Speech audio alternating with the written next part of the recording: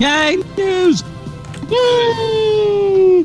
Welcome to the evening news. I'm your host for tonight, Catboy Kunhua. In the news, the maker of expensive Japanese toaster ovens, Balmuda, is getting into the smartphone business. It's the perfect phone for anyone who ever said, "I wish this would overheat more." We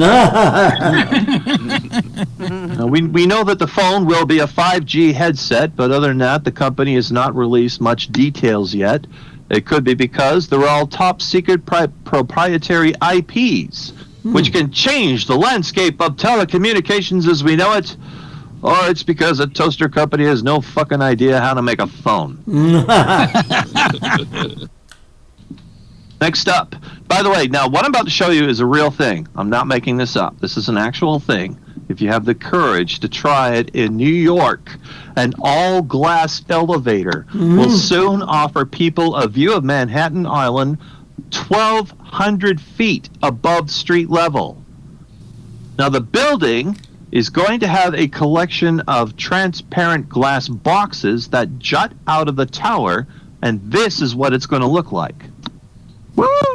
Anyone have the courage to climb out on that? Now, for those of you who are uncomfortable with heights, never fear. Most of what you see here is going to be obscured by a layer of vomit. I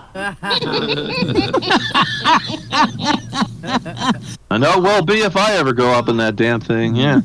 Okay. Now this is an actual story. This is in National Geographic, and it was published first in the Japan Times. A scientific study has revealed that mammals can breathe through their anus in emergency.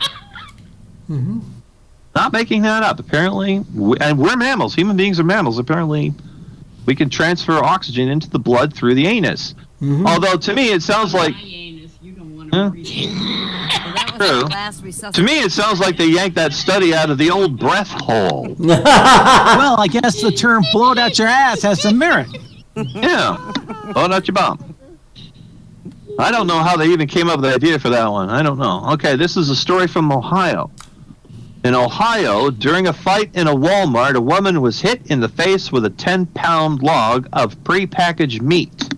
That's what he said. Now, by the way, when I first heard this, I always tried to independently try to research this to make sure that's an actual real story, and I had a real difficult time trying to confirm this one, because if you type the words "woman hit in face with 10-pound meat log," take a wild guess what the results of that are. Anywho, the story is good news to anyone who's looking for a meat log in the clearance bin. We were just talking about this in Houston. A tiger that went missing has been found. They did find him. The 9-month-old Bengal tiger has been missing for 9 days in Houston and was found safe and was transferred to the appropriate authorities.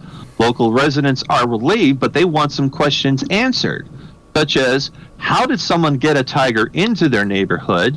How did it get loose? What the heck has it been eating for the past several days? And what happened to my dog Spot that I kept tied up in the yard? He became an hors d'oeuvre. Yeah. Okay.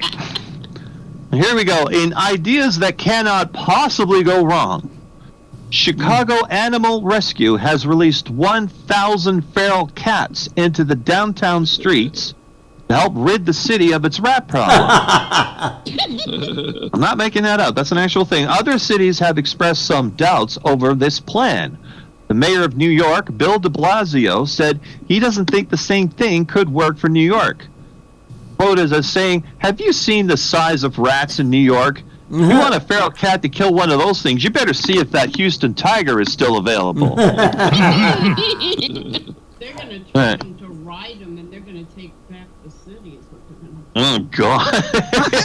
Yeah, get them to pull a carriage through Central Park. There you go. Problem solved.